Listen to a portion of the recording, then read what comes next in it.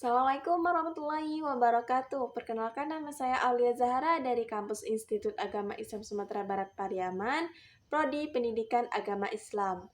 Nah, kali ini saya akan mencoba menjelaskan sedikit materi pendidikan agama Islam mengenai pengertian dari model. Nah, apa sih pengertian dari model itu? Saya akan menjelaskan secara ringkas dan beserta beberapa contoh yang dapat kita terapkan di dalam pembelajaran agama Islam.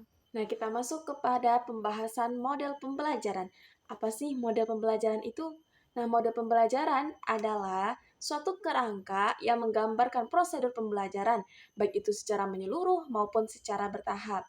Dan model pembelajaran ini mencakup pendekatan, strategi, metode, dan teknik yang digunakan di dalam proses pembelajaran. Nah, di dalam konteks PAI, model pembelajaran ini berfungsi untuk menanamkan nilai-nilai Islam kepada peserta didik, serta akhlak-akhlak yang mulia, dan pengamalan ajaran Islam secara efektif dan menarik. Nah, ada beberapa tujuan dari penerapan model pembelajaran PAI, di antaranya yang pertama yaitu meningkatkan pemahaman siswa terhadap pembelajaran agama Islam. Nah, yang kedua yaitu meningkatkan nilai-nilai keimanan dan akhlak mulia pada peserta didik. Nah, yang ketiga yaitu membentuk karakter Islami kepada peserta didik. Nah, yang keempat yaitu meningkatkan partisipasi aktif dan kritis terhadap peserta didik. Nah, yang kelima yaitu peserta didik itu dapat menyesuaikan pembelajaran agama ini sesuai dengan perkembangan zaman dan pembentukan karakternya. Kita masuk kepada poin yang kedua, yaitu jenis-jenis model pembelajaran. Nah, ada beberapa jenis-jenis model pembelajaran, di antaranya yang pertama yaitu model kontekstual atau yang disebut dengan context learning and teaching. Nah, model pembelajaran kontekstual ini adalah model pembelajaran yang mana model ini mengkaitkan materi pembelajaran dengan kehidupan sehari-hari agar peserta didik dapat mempraktekkan dan menerapkannya dalam kehidupan sehari-hari. Tiga karakteristik yang dimiliki oleh model kontekstual, yang pertama yaitu belajar dari pengalaman, yang kedua yaitu mengkaitkan kondisi sosial dan budaya, yang ketiga kolaboratif dan interaktif. Nah, dalam penerapan model kontekstual dalam pendidikan agama Islam itu, contohnya di dalam materi zakat.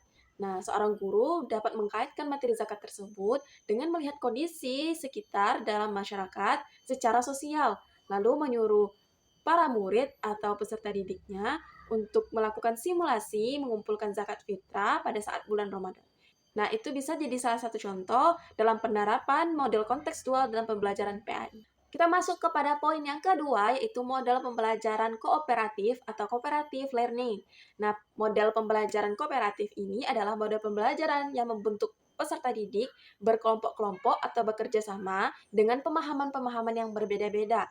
Nah, karena model pembelajaran kooperatif ini bisa mengembangkan peserta didik tersebut agar saling menghargai dan saling bekerja sama terhadap pemikiran-pemikiran yang berbeda-beda yang mereka miliki.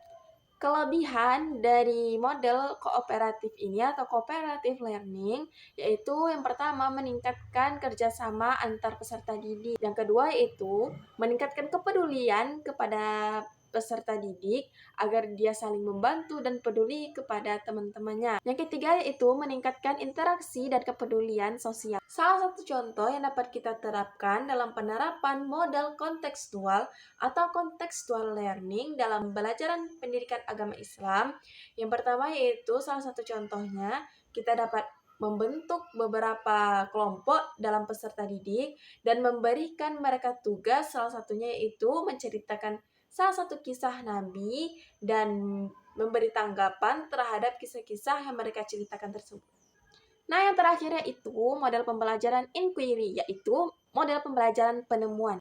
Model pembelajaran inquiry ini adalah model pembelajaran yang mana peserta didik menemukan suatu pengetahuan atau informasi itu sendiri, baik itu secara mengamati, meneliti, maupun dalam proses bertanya.